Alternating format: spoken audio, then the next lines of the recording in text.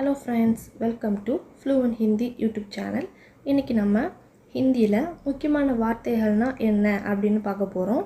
போன வீடியோலயும் முக்கியமான வார்த்தைகளும் முக்கியமான வாக்கியங்களும் என்ன அப்படினு பார்த்தோம்.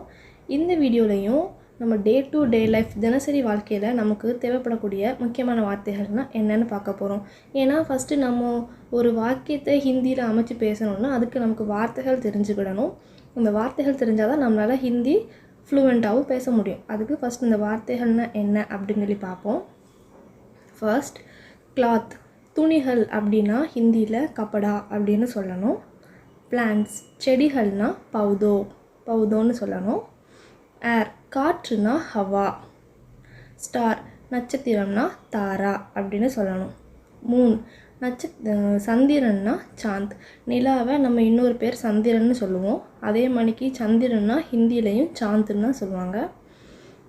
சன், சூரியன்னா ஹிந்தியில் சூரஜ் அப்படின்னு சொல்லணும்.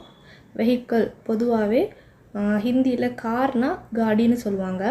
ஆனால் நார்மலாகவே வெஹிக்கிள் வாகனங்கள்னாலும் காடி அப்படின்னு சொல்லணும்.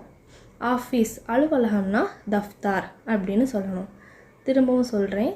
துணிகள் கிளாத்னா கப்படா, பிளான்ட்ஸ் செடிகள்னா பௌதோ, ஏர் காற்றுனா ஹவா, ஸ்டார் நட்சத்திரம்னா தாரா, மூன் சந்திரன்னா சாந்த், சன் சூரியன்னா சூரஜ், வெஹிக்கிள் வாகனங்கள் காடி, ஆஃபீஸ் அலுவலகம்னா தஃப்தார். அடுத்து டெம்பிள், கோவில்னா மந்திர்னு சொல்லணும். வில்லேஜ், கிராமம்னா காவ்னு சொல்லணும். ஷாப், ஒரு கடை அப்படின்னா துகான்னு சொல்லணும். மார்க்கெட், சந்தை அப்படின்னா பஜார் அப்படின்னு சொல்லணும். பஜாருங்கிற வார்த்தையை படங்கள் நிறைய இடத்துல நம்ம கேள்விப்பட்டிருக்கோம். மார்க்கெட் அப்படின்னா ஹிந்தியில் பஜார்னு சொல்லணும். ஃப்ளோர், தரைனாலும் ஹிந்தியில் ஜமீன் தான். அதுக்கப்புறம் ஃபஸ்ட் ஃப்ளோர் செகண்ட் ஃப்ளோர்னு சொல்லிட்டு கட்டிடங்களை குறிப்பிடும் போதும் ஜமீன் அப்படி தான் சொல்லணும். ஸ்பூன், கரண்டி அப்படின்னா சம்மக் அப்படின்னு சொல்லணும். சோப் அப்படின்னா ஹிந்தியில் சாபுன் அப்படின்னு சொல்லணும். மறுபடியும் சொல்கிறேன். கோவில்னா மந்திர், வில்லேஜ் கிராமம்னா காவ், ஷாப் கடைனா துகான், மார்க்கெட் சந்தைனா பஜார், ஃப்ளோர் தரைனா ஜமீன், ஸ்பூன்னா சம்மக், சோப்னா சாபூன் அப்படின்னு சொல்லணும். அடுத்து ஹோம், வீடுனா கர்னு சொல்லுவாங்க, மக்கான்னு சொல்லுவாங்க. நம்ம கர்னே சொல்லுவோம். அதுதான் அதிகமாக யூஸ் பண்ணுற வார்த்தை. வீடுனா கர். டோர், கதவுனா தர்வாசா. விண்டோ, ஜன்னல்னா கிடக்கி. ரூம், அறைனா கமரா. ஆண், மேன், ஒரு ஆணை ஆத்மினும் உமன் ஒரு பெண்ணை அவுரத்னு சொல்லணும். சேர்னா குர்ஷி. மறுபடியும் சொல்கிறேன். வீடுனா கர், டோர் கதவுனா தர்வாசா, விண்டோ ஜன்னல்னா கிடக்கி, ரூம் அறைனா கமரா, மேன் ஆண்னா ஆத்மி, உமன் பெண்ணா அவுரத், சேர்னா குர்ஷி. பெண்ணுனா கலம் அப்படின்னு சொல்லணும். இது தமிழ்லையும் ஒரு சில இடங்களில் பெண்ணா கலம்னு சொல்லுவாங்க. ஹிந்திலையும் பெண்ணுனா கலம் தான். அடுத்து டேபிள், மேஜைனா ஹிந்திலையும் மேஜ் தான். மேஜைனா மேஜ்னு சொல்லணும். கார்டன், தோட்டம், கார்டன் தோட்டம்னா பகீஜா பாக். ரெண்டுமே கிட்டத்தட்ட ஒரே வார்த்தை தான், பகீஜா பாக். ரோடு, சாலைனா சடக்குன்னு சொல்லணும். ஹிந்தியில் சடக்குனா தமிழில் சாலை. புக், புத்தகம்னா கிதாப். வால், சுவர் அப்படின்னா தீவார் அப்படின்னு சொல்லணும். ப்ரூம்னா கூட்டுறது, விளக்கமாறு, தொடப்பக்கட்டை அப்படின்னு தமிழில் நம்ம நிறைய இதில் சொல்லுவோம். ஆனால் ப்ரூம்னா ஹிந்தியில் ஜாடு அப்படின்னு சொல்லணும். பிளேட், தட்டு, நம்ம சாப்பிடக்கூடிய தட்டை ஹிந்தியில் தாலி அப்படின்னு சொல்லுவாங்க. மறுபடியும் சொல்கிறேன். டேபிள், மேஜைனா மேஜ். கார்டன், தோட்டம்னா பகீஜா பாக். ரோடு, சாலைனா சடக். புக், புத்தகம்னா கிதாப். வால், சுவர்னா தீவார். ப்ரூம்னா ஜாடு. பிளேட், தட்டுனா தாலி. அடுத்து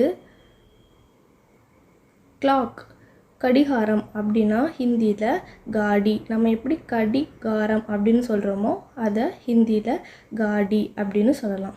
கடி அப்படின்னு சொல்லலாம். அப்படின்னா இன்னும் கொஞ்சம் ஈஸியாக ஞாபகம் வச்சுக்கலாம். கடிகாரம்னா கடி அப்படின்னு. வெசல், பாத்திரம் அப்படின்னா பர்தான். பாத்திரம் பர்தான் ஒரே மாதிரி தான் கிட்டத்தட்ட வரும். கீ சாவினா சாபி அப்படின்னு ஹிந்தியில் அர்த்தம்.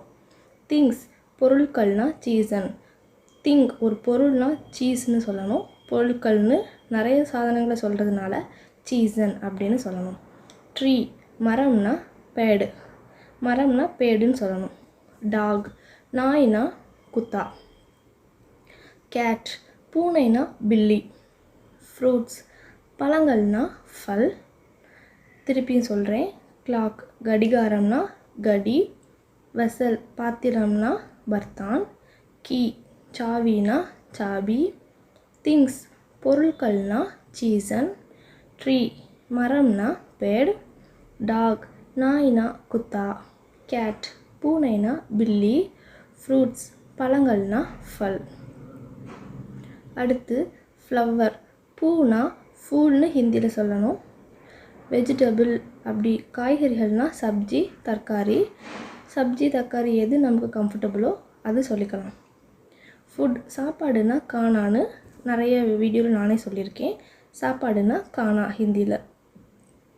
பேர்டு பறவைனா ஹிந்தியில் பக்ஷி அப்படின்னு சொல்லணும். கிச்சன் சமையல் அறைனா ரசோயி கர். சமையல்ங்கிறது ரசோயி, அறைனா கர்னு இப்போ தான் பார்த்தோம். சமையல் அறைனா ஹிந்தியில் கர் ரசோயி கர்னு சொல்லணும். வாட்டர் தண்ணீர்னா பானின்னு சொல்லிக்கிட்டு முந்தின வீடியோலாம் சொல்லியிருக்கேன். மில்க் பால்னா தூதுங்கிறது ஓரளவுக்கு எல்லாருக்குமே தெரியும். அடுத்து அப்படின்னு சொல்கிறேன். ஃப்ளவர்னா பூ. பூனா ஃபூல். வெஜிடபிள்னா காய்கறிகள் சப்ஜி. ஃபுட் சாப்பாடுனா கானா. கிச்சன் சமையல் அறைனா ரசோயி கர். பேர்ட் பறவைனா பக்ஷி. வாட்டர் தண்ணீர்னா பானி. மில்க் பால்னா தூது. அவ்வளோதான் ஃப்ரெண்ட்ஸ். இந்த முக்கியமான வார்த்தைகள்லாம் கொஞ்சம் ஞாபகப்படுத்தி மனப்பாடம் பண்ணி படிச்சுக்கோங்க. அப்போ தான் இந்த வேர்ட்ஸை யூஸ் பண்ணி நம்ம வாக்கியங்கள் அமைச்சு நம்மளால் ஹிந்தி ஃப்ளூவெண்ட்டாக பேசணும்னா இந்த வார்த்தைகள் கூட தான் நம்ம வாக்கியங்கள் அமைச்சு பேச முடியும். அதனால் இந்த வார்த்தைகள் எல்லாம் தெரிஞ்சுக்கோங்க.